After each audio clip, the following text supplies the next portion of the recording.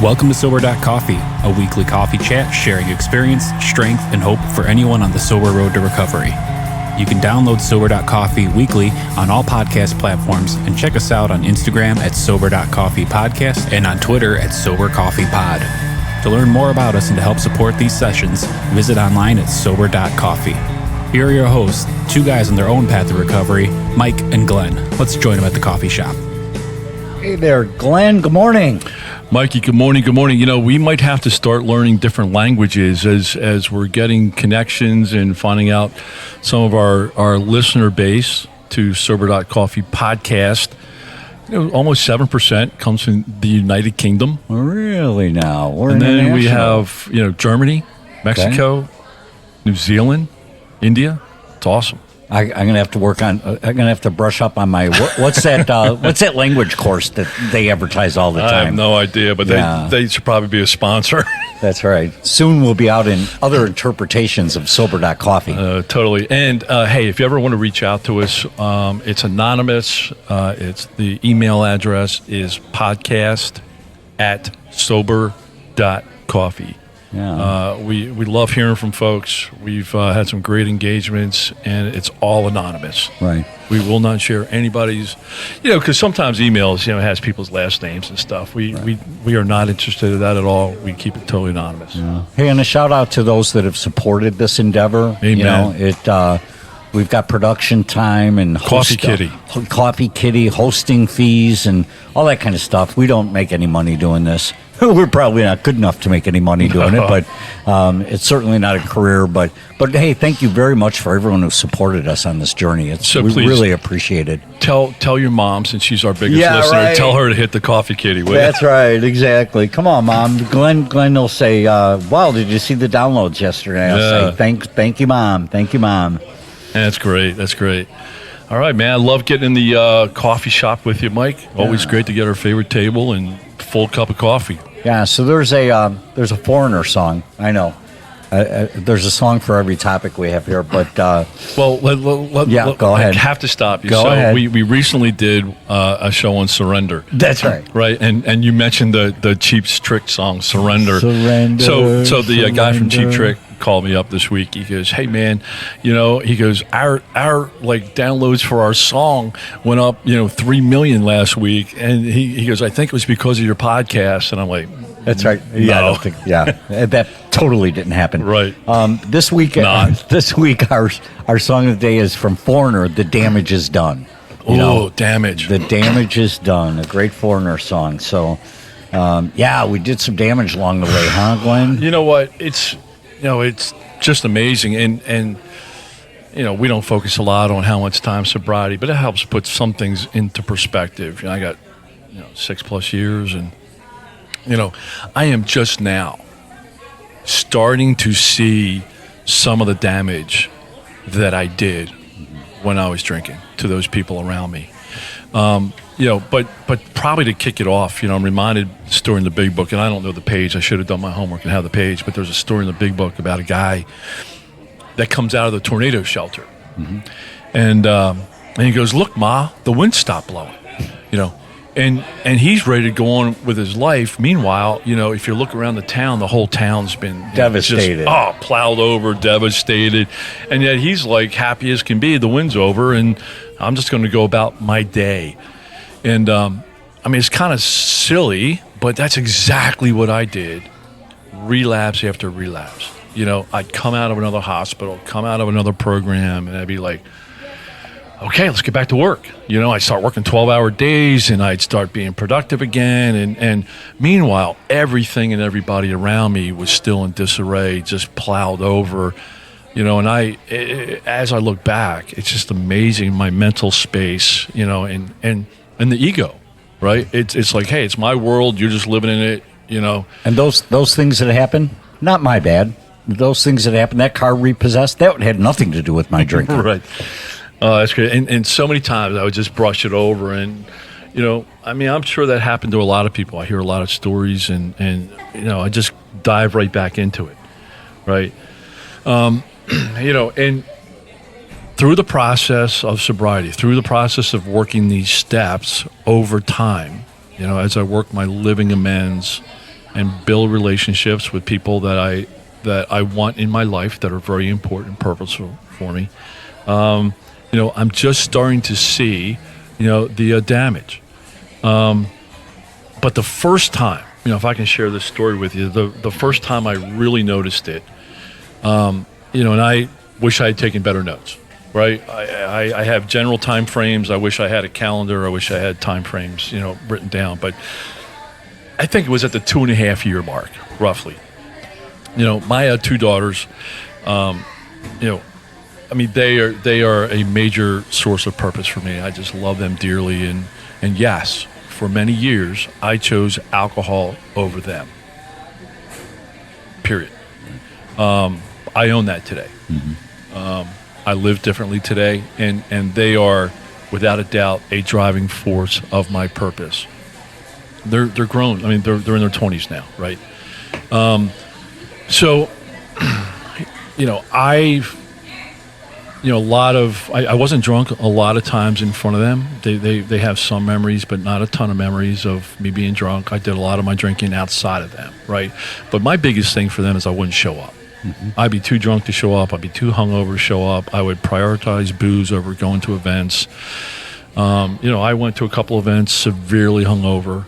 I went to a couple events, yes, intoxicated, but, didn't necessarily make a jerk out of myself, right? But they knew it. I know it. Everybody knew it. But I was MIA. Mm-hmm. So it wasn't what they saw. It was what they didn't see. That's a great way to put it, Mikey. They didn't see me. So, so when I started getting sober, there was a period of time we didn't really have connections. And then little by little, right, they started, okay, I'll give Dad a chance. And so it was about 2.5 year mark. I was going to have lunch with my daughter. And we had a lunch date for 12 o'clock. And my daughter was in the habit of verifying, validating that I was going to be there, right, confirming. And, we were having lunch on Sunday at noon, and, I was going to church beforehand, right? So I go into church, and I leave my phone in the car. And then I come out, and I'm leaving from church to go right to lunch, right? I get out of church by 11 or whatever. I'm going to drive to lunch. So I get in my car, I look at my phone, and there's text, there's phone calls, voicemail, and my interpretation of it, my daughter was hysterical because she was confirming our lunch, and I wasn't responding. Mm. And my immediate impact was, first of all, my immediate impact is, why are you upset, right? And it hit me at that time, the damage of my behavior when I was drinking, mm-hmm. right? Of what the impact of my being MIA and not showing up for things, and her wanting me to show up for things, and that me not showing up, the impact that had on her. So I immediately called her. I said, I am so sorry, honey. I said, I was in church. I left my phone in the car. Can't wait to see you for lunch. And that was 2.5 years sober, sure. Roughly, Right. And it's just amazing because, like, our first reaction, and I hear a lot of people in the room. In fact, I heard a guy recently, he's coming up on a year. In fact, he just had a year sober, and he's outlining or dictating how his wife should react to him and his 1 year sobriety. I'm like, that is not how this works, right? The best conversation I ever overheard was between a sponsor and sponsee, and the guy's got 3 months sober. And he says to the sponsor, he goes, hey, look, man, my wife's checking up on me. She doesn't believe me. She doesn't trust me. Come on, man. It's 90 days, 3 months I've been sober, and she doesn't trust me. How long do I got to put up with that shit? And he very calmly, wisely looked at him and he goes, until. He goes, well, what do you mean until? He goes, I'm telling you, 3 months. I have told her the truth for 3 months. I have done what I said I'm going to do for 3 months. You got to be kidding me. Again, sponsor just kept it, a lot better than I would, because I would have gone off on the guy. But very just wisely just said, until. And he said it 4 or 5 times. And that hit me is it's not my time frame anymore, right? I'm not coming out of the tornado shelter, and look at all the devastation I did and tell everybody how they should react to the cyclone that I just came through. Well, it's that, Glenn. It's also understanding what the damage is. I have my own perception of what damage I did. And when we came to... It might be wrong. Yeah, no, totally. And that's exactly my point. To work an effective step 8 and step 9, I haven't done step 9 with my kids yet, and I've got a few years in this program. And I'll tell you why I haven't done it. We've had lunches, and yes, I've said I'm sorry. But I don't feel it's ever really done, because the more that we have a real relationship now, the more I understand where their pain points are. My son, it was the broken pizza stone, right? So I had no idea that impacted him as a young lad, that in my anger, I broke a pizza stone. I just counted that as Dad. Just a reaction. Just a reaction. Yep. Okay. Move on.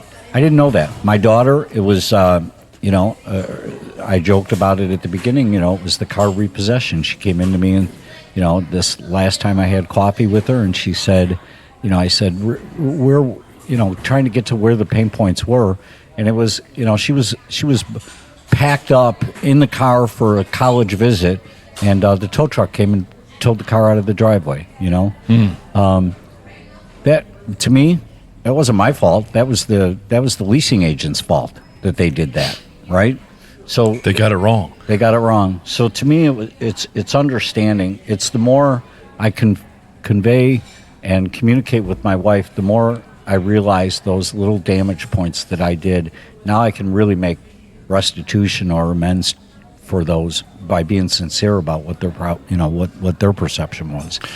Yeah. So I like how you brought out the 8th and 9th step. And I'm a proponent. Folks can go back and listen to our episodes on step 8 and step 9. I think the precursor to that is you got to work all the steps in front of 8 and 9. Right. That helps you with living amends. It helps, folks see you changing and living differently, right? And I think that really matters. That helps you, because you know what? And you also mentioned words. Mm-hmm. People were sick and tired of my words because they meant zero. Mm-hmm. In fact, if I said something, the opposite was probably going to happen. Just because people just didn't believe, So, quick story, it's just recently, in Disney with family reunion, and my 2 daughters were there, right? So I've noticed over the last 6 months or so that, one, I'm spending time with my daughters in more of a living environment, not just a restaurant dad, because I was a restaurant dad for years. And when you're in a living environment and having fun and relaxed, and my wife is a question generator. She loves to question, and so when just engaging in normal conversation with my daughters, right, they're more relaxed, less calculated. Things come up about what Glenn did and did not do, right? And there's some painful stories that come out, right? And reality is not necessarily my reality. And I know you have stories like that too, and how I perceive things, isn't reality. So, they have brought up situations that are painful for me to be reminded of, right? And I'm very aware of my reaction. First thing I do is not react, because it's not, I'm dealing with their reality, not mine. But, and there's some painful things that come up, and they're said very matter-of-factly from them. They're not trying to hurt. They're not trying to jab me. They're just telling the story the way they see the story that unfolded for them. So I remind myself that, hey, Glenn, just sit back, take it. Yeah. Just absorb, don't react, don't respond, don't challenge, don't correct. They're sharing their reality. And that's a big thing for me is, just sit and take it. Absolutely. And back to the pizza stone, here's the result of the pizza stone. The pizza stone is that, and this is what the program has done for me. So, I could sincerely apologize when I realized just how deeply that affected my son, right? And the net result is our hugs are just a little longer now. You know, there's a little more. Man, that's proof.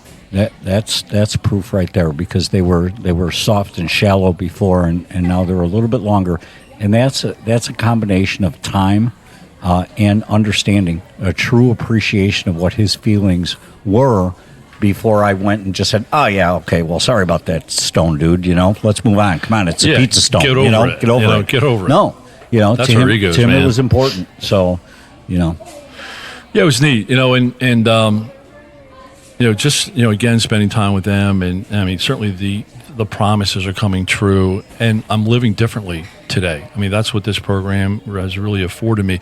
But, you know, I'm working with a guy, you know, and it's such a challenge to work with this guy, because I'm looking in the mirror. You know, I'm just really looking at how I used to behave and look at things. And, you know, he's had some disastrous relapses, you know, and he's got an 8 and 10-year-old kid, right? And I'm like, look, man, I said, you know, you're really, you know, what you're doing is having an impact on those kids. And he goes, no, it's not. He goes, they won't remember. They don't know. Right. They don't remember. Well, they know. And I said, dude, you know, just a little pulse check. I said, I am just learning now at over 6 years of sobriety the damage I did to my kids. And I can assure you that they know. I can assure you that they will remember. Mm-hmm. Just because of the stories that we hear, my own story and stories that we hear in the room, you know. But one of the reminders, as I sit and take it, I'm reminded that I'm forgiven. Mm-hmm. I have faith in this program. I have faith in that 8 to 9 step, and I have faith and belief that, you know, when I made amends, and they say, Dad, it's all good. Love who you are today. Love who you're becoming. It's all good. I have faith that that is true, and that I'm forgiven. I'm forgiven by my higher power, and I'm forgiven by them. Well, I think you're forgiven because your actions are you know, backing up your words. You know, my grandmother said, rest her soul, she said, being sorry doesn't help. You know, I'd say, oh man, sorry about that. She says, no, being sorry doesn't help. What you do about what you just did, changing your behavior. And I think that's where you can grab onto and really embrace the fact that you are forgiven, because, you know, your actions are now different than what they were when we were out there doing damage to everybody. I mean, I still make mistakes, right? Maybe I break the pizza stone by accident. But I'm certainly not going to yield my temper around a clay pizza stone again. Yeah, but I think as you do living amends and live differently, people in general see your intentions, right? They see over time who you really are and what you really are trying to do and what your purpose really is. So when you do swing and miss, I do, right, like you do, people are more apt to forgive us, especially when we try to keep our side of the street clean and say, look, I'm sorry I said that. I didn't mean to say that. I shouldn't have said that. That was reactive, right? So I need to finish with this. You know, so we were in Disney, you know, with you know, the whole family reunion. There were 22 of us, but there were my, you know, 2 daughters there, and I just really cool time. And so my oldest, who is going to get married next year, you know, she looked up at me and she said, hey, Dad, would you do this Disney stuff with me and our kids when we get to that point? And man, I'll tell you what, I mean, I'm getting choked up right now. I had to turn and look away, because that's the promise is coming true. You know, that she wanted to include me. She saw value in including me. I always joke about being on the B team, right? Yeah, right. But she wanted to include me. But then more so, she had the level of confidence to know that I would be there. Mm-hmm. That's powerful stuff. You know, so man, I just love how this stuff works. I love having coffee and just kind of plowing through and exploring some of this stuff and things that come up in our lives and on the sober path of recovery. Man, I just love doing this with you. And the promises do come true. You know, I've always I've never stopped my level of love for my son I referenced earlier, but now the promises are coming true. I'm now starting to feel loved by him, and that's a gift I just can't put a value on. Yeah, it means so much. And one of the things with the promises, and we've certainly uncovered that in several episodes, but they will always materialize. If we work for them. Sometimes quickly, sometimes or mostly slowly. I hate to change the words, man, but for me, mostly slowly. But they will always materialize if we work for them. If we work for them. Thanks, Glenn. Let's get back to work, man. Let's keep working them. Sounds good, man. All right. Talk to you. Bye-bye. Thanks for joining us for today's coffee chat. To contact the show, email us at podcast@Sober.Coffee. If you need immediate help, the AA hotline is 800-839-1686. The National Suicide Prevention Hotline is 800-273-8255. Remember, Mike and Glenn are sharing their own journey on the path to recovery. Any suggestions, medical or otherwise, are their own experiences and should not be viewed as professional advice. See you next week, and remember, there is a solution.